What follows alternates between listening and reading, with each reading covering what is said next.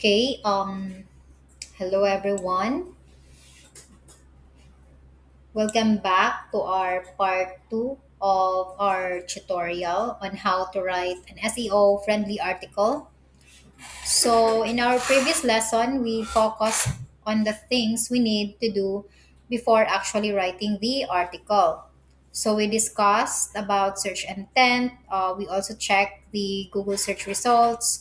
We also identified our primary keyword. We also find our secondary keywords and create our article outline using H1, H2, and H3. So at this point, we already have our keyword. We already understand what the users are looking for, and we already have our outline. So now it's time to actually write the article. And since this is for beginners, I'm going to keep everything as simple and practical as possible. Okay, so first let's talk about the introduction. So the introduction is the first part of your article that the reader will see. Okay, so your goal is very simple. We need to tell the reader what the article is about and let them know that they are in the right place. So let's use the same example from part 1. Our primary keyword is how to learn SEO for beginners. So our introduction could be something like this. Learning SEO can feel confusing when you're just getting started. There are many terms, tools, and strategies to learn, and it can be difficult to know where to begin. In this guide, we'll walk you through the basics of SEO and show you the important skills and steps you need to start learning. So, as you have noticed, our introduction is very simple. We mention the topic, we explain the problem, and we tell the reader what they can expect. So, actually, you don't need to make your introduction very long. I straight to the point and always provide value as early as possible. Now that we have our introduction, we can start following the outline that we created in part 1. So for example, how to learn SEO for beginners, then our H2s would be what is SEO, how does SEO work, how to start learning SEO, basic SEO skills to learn, SEO tools for beginners, and so on and so forth. Okay, so what should I write next? So since you already have your um, outline or your map, so just follow the structure. Okay, so before we proceed, let's review first the heading structure. So your H1 is the main title or the main topic of the page. So usually you have one main H1, and then you use H2s for the main sections of your article. And if you have smaller topics underneath the H2, you can use H3s. So for example, for this one, basic SEO skills to learn. So under that, we can have um, keyword research, on-page SEO, link building. Okay, so think of it like this. Your H1 is your main topic, your H2 is your main section, and your H3 is a smaller section under an H2. Okay, so this will make your article more organized and easier to understand. Okay, next, let's talk about our primary keyword. Again, for our example is how to learn SEO for beginners. So we want to use our primary keyword in important places. So for example, it can appear in the title, in your H1, in your introduction, in other relevant headings, the body of the article, the meta title, and then the meta description. But remember what we discussed in part 1. Don't force the keyword everywhere. You don't need to repeat how to learn SEO for beginners in every paragraph. Okay? It will make your article sound unnatural. So instead, we will use variations naturally.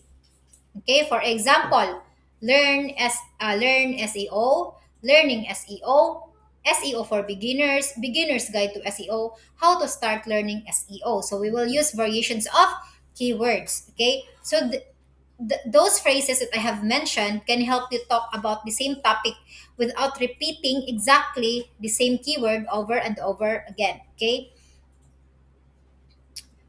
next is we have to avoid keyword stuffing. Okay, so keyword stuffing means putting the same keyword into your content too many times, especially when it does not sound natural. So, let's say, for example,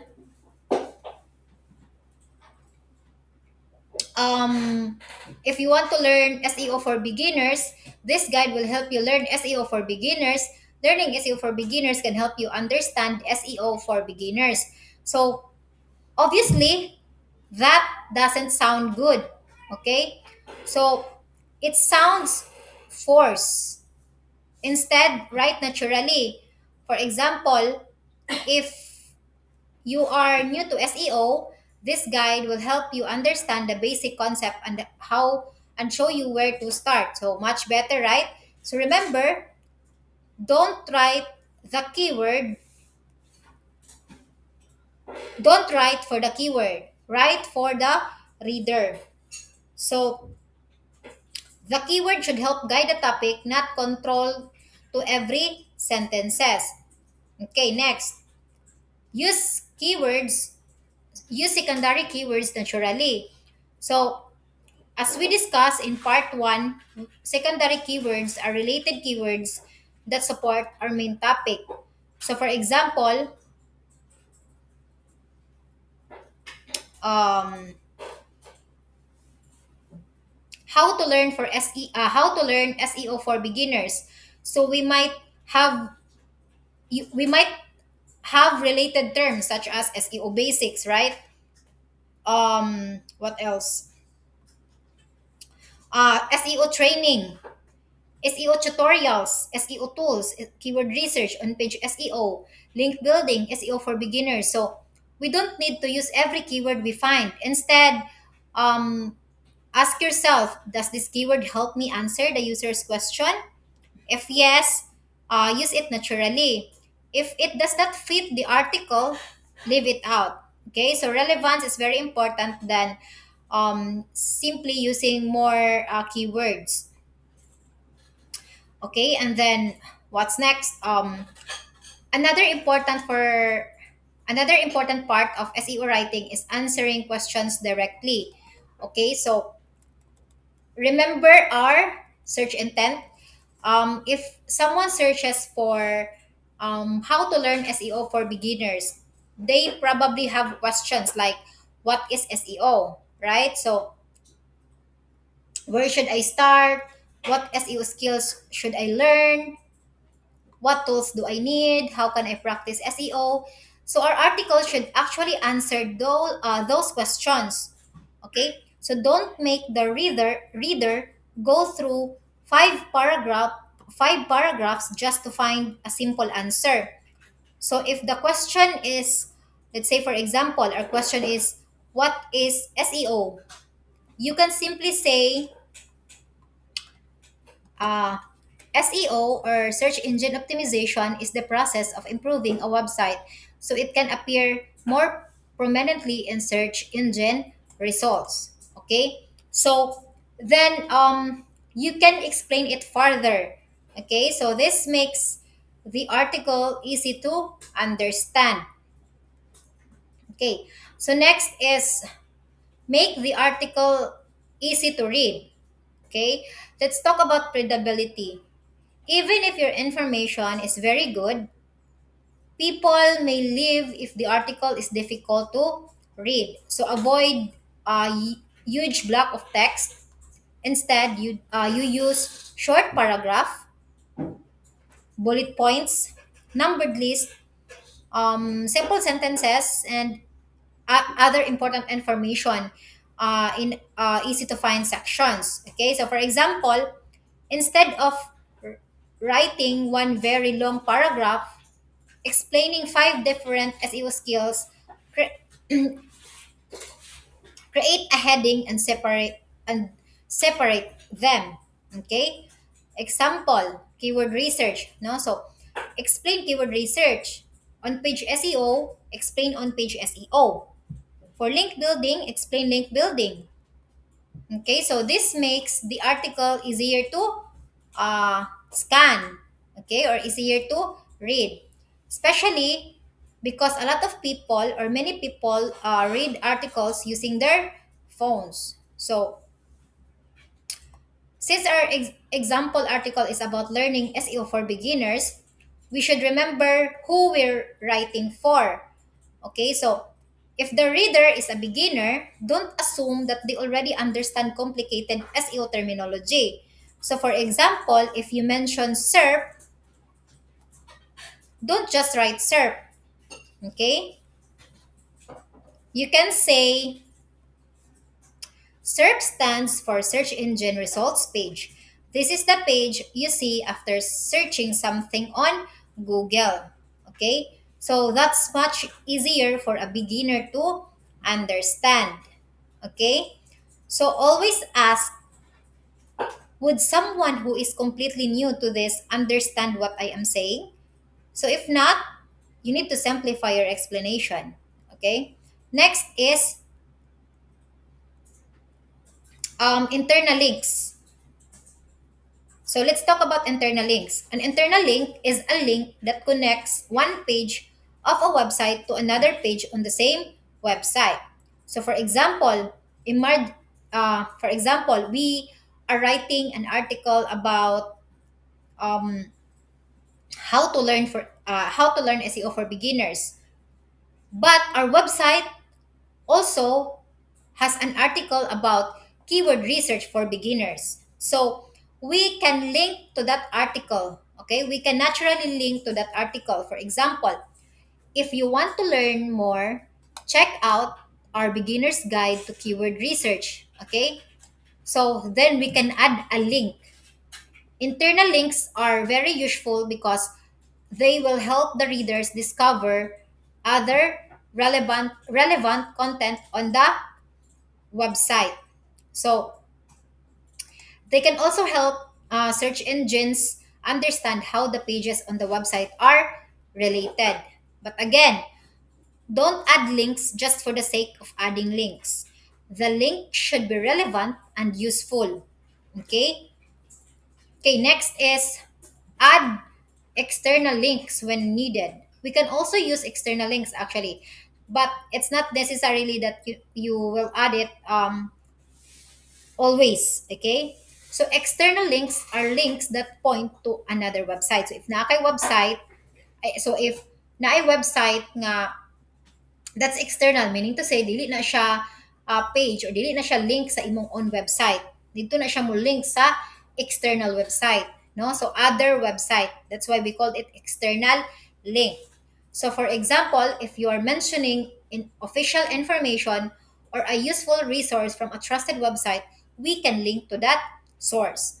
Okay? The important thing is that the source should be relevant and trustworthy, no? So don't just add random links, no? Kay basin ang uban mag-add lang pug kag random links, kay nakita na ako ni siyang i-add sa akong article. No.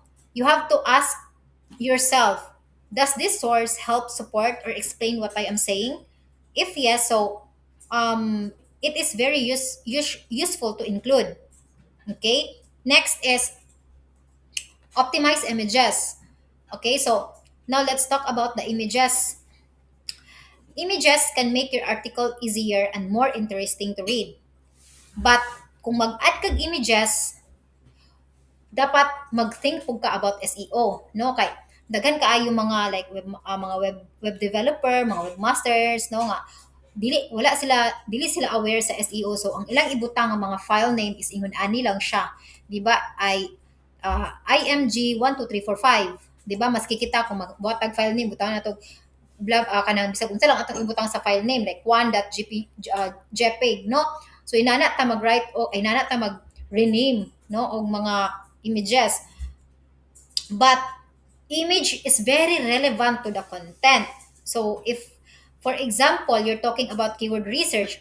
So you should something, you could use something descriptive like keyword research example, this one. Okay? This is a great example of a um, images or renaming the images. Okay? So instead of this, right?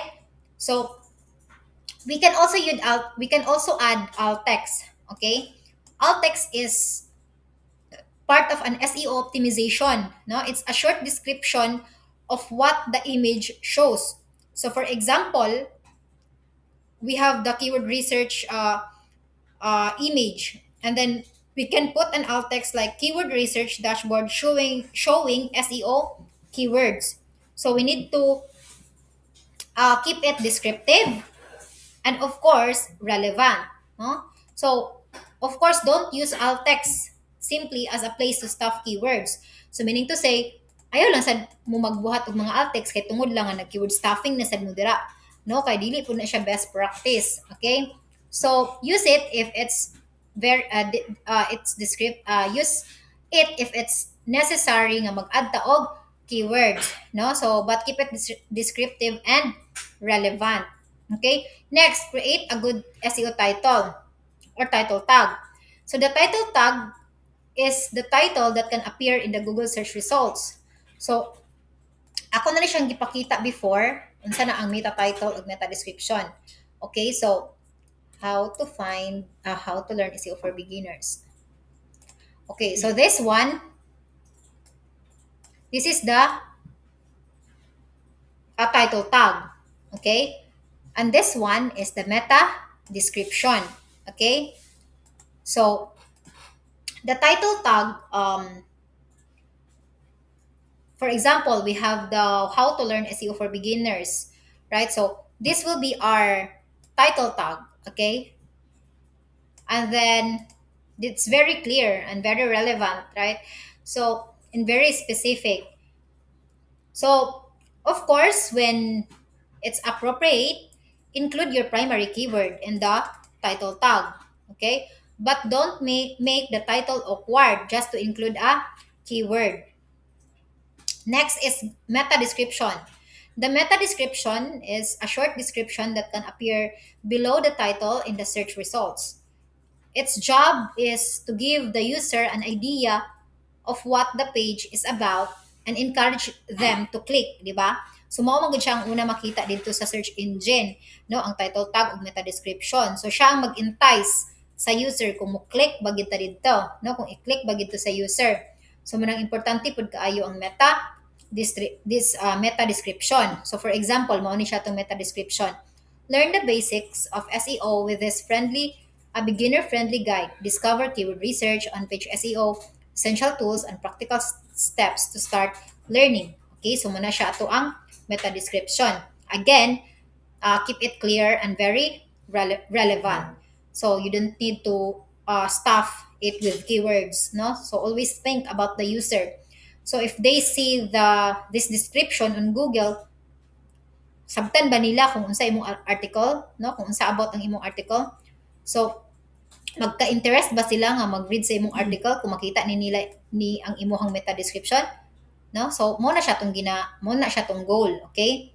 So next, since we already reached our final step, before submitting or publishing our article, we need to review everything, of course, no? So don't just finish writing and of course and immediately submit it. Take a few minutes to check your work. Okay, so I have here a checklist. Actually, so this is for you to ask yourself: did I use the primary keyword naturally? Did I use relevant secondary keywords? Did I avoid keyword stuffing? Okay, so for structure, does the article have a clear H1? Are the main sections using H2s? Are smaller sections using H3s were appropriate? Does the structure make sense? Content check. Did I answer the user's search intent? Did I answer the important questions? Is the information useful? Is the content original? Okay, for readability check. Are my paragraphs easy to read? Did I avoid very long block of text? Did I use headings and lists where appropriate? Is the language easy to understand?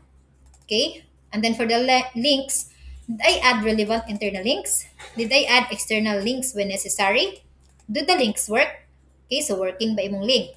Sa mga SEO elements, no, katong mga title ug meta description, naka-create ba ka ana? No, naka-write ba kag SEO title tag, naka-write ba kag meta description? Ang imong images na optimize ba nimo properly, no? So katong mga tong ato ang mga images na atong gi-optimize, i-rename nato siya in a correct way. And then, of course, finally, proofread the entire article. Okay, so check for spelling, no? So if you have some mistakes sa spelling, imong mistakes sa imong grammar, mga sentences nga nga bali kuana nang broken sentences nimo dira and anything that doesn't sound natural. Okay? So kana siya ang atong i-check, no? So ato ang i-review before nato siya i-publish ang ato ang article. Okay? So